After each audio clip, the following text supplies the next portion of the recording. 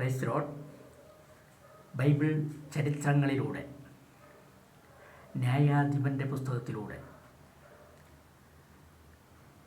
ജെറുബ്ബാലിൻ്റെ ഇളയപുത്രൻ യോഥാം ജെറുബ്ബാലിൻ്റെ ഉപനാരിയുടെ മകനായ അബിമലേക്കിൽ നിന്നും ഓടി രക്ഷപ്പെട്ട് യോഥാമിൻ്റെ 69 സഹോദരന്മാരെ കൊല്ലുന്നത് കണ്ടുകൊണ്ടാണ് യോഥാം ഓടി രക്ഷപ്പെടുന്നത്. ഓടി രക്ഷപ്പെട്ട് യോഥാം മറഞ്ഞു. അതിനുശേഷം ഷെക്കേം നിവാസികൾ ഷെക്കേമിലെ സ്തംഭത്തിനടുത്തുള്ള ഓക്കുമരത്തണലിൽ വച്ചിട്ട് അബിമലേക്കിനെ രാജാവായിട്ട് അഭിഷേകം ചെയ്യുന്നു.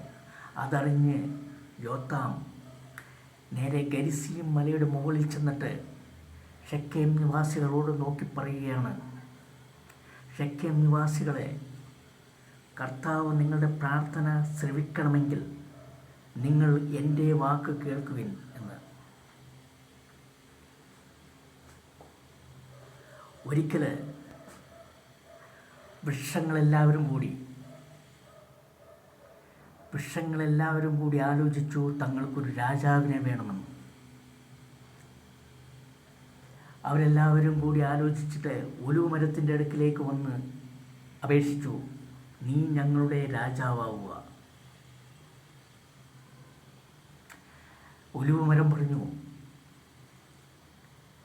മനുഷ്യരെയും ദേവന്മാരെയും പീഡിപ്പിക്കുന്ന എൻ്റെ എണ്ണ മറന്ന് ആ എണ്ണ കൊണ്ടിട്ട് മനുഷ്യരെയും ദേവന്മാരെയും പ്രീണിപ്പിക്കുന്നു.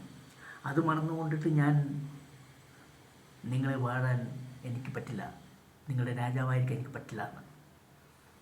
അത് കേട്ട് മറ്റു വൃക്ഷങ്ങളെല്ലാവരും കൂടി ചെന്നിട്ട് അടുത്ത വൃക്ഷത്തിനടുക്ക് ചെല്ലുകയാണ്, അത്തിമരത്തിനടുക്കലെ. അത്തിമരം പറയുകയാണ്, രുചിയേറിയ പഴമാണ് എൻ്റേത്. ആ പഴം ഉപേക്ഷിച്ച് ഞാൻ നിങ്ങളുടെ രാജാവായി വാഴണമെന്നോ? എനിക്കതിന് സാധിക്കില്ല. അതിനുശേഷം എല്ലാ വർഷവും കൂടി നേരെ പോയത് മുന്തിരിച്ചെടിയിലേക്കാണ്. മുന്തിരിച്ചെടിയോട് പറഞ്ഞു, നീ ഞങ്ങളുടെ രാജാവായി വാഴുക എന്ന്. മുന്തിരിച്ചെടി പറഞ്ഞു, മനുഷ്യരെയും ദേവന്മാരെയും ഒന്നുപോലെ സന്തോഷിപ്പിക്കുന്ന എൻ്റെ പഴത്തിൽ നിന്നും ലഭിക്കുന്ന വീഞ്ഞ്, ആ വീഞ്ഞ് മനുഷ്യരെയും ദേവന്മാരെയും സന്തോഷിപ്പിക്കുന്നു. ആ വീഞ്ഞിനെയും എൻ്റെ പഴത്തെയും ഉപേക്ഷിച്ചിട്ട് ഞാൻ നിങ്ങളുടെ രാജാവായിരിക്കണമെന്നോ? എനിക്കതിന് സാധിക്കില്ല. വൃക്ഷങ്ങളെല്ലാവരും കൂടി മറ്റു പല വൃക്ഷങ്ങളെയും ആശ്രയിച്ചു. എല്ലാ വൃക്ഷങ്ങളും പോലെ തന്നെ പഴങ്ങളുടെ കാര്യം പറഞ്ഞ് മനുഷ്യന് ആവശ്യമുണ്ട്, മനുഷ്യന് വേണ്ടപ്പെട്ടതാണ് എന്ന് പറഞ്ഞ് എല്ലാവരും ഒഴിഞ്ഞു.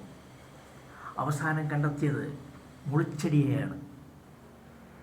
അവർ മുൾച്ചെടിയുടെ അടുക്കലേക്ക് എല്ലാവരും കൂടി ചെന്നിട്ട് പറയുകയാണ്, നീ ഞങ്ങളുടെ രാജാവായി വാഴുക.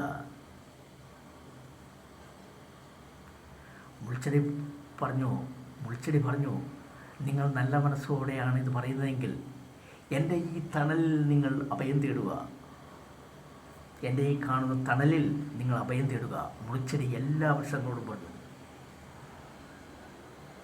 അതിന്ന് നമ്മൾ കാണുന്നുണ്ട്, പല വൃക്ഷങ്ങളിലും മുൾപ്പടർപ്പിങ്ങനെ പിടിച്ചിട്ട് ആ വൃക്ഷമെല്ലാം മുരടിച്ചിരിക്കുന്ന അവസ്ഥകൾ കണ്ടിട്ടില്ലേ? എന്നതുപോലെയാണ്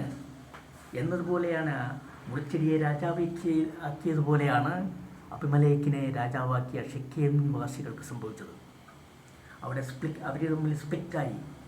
ഷെക്കേം നിവാസികളെ അബിമലേക്ക് കുറേ പേരെ കൊന്നൊടുക്കി.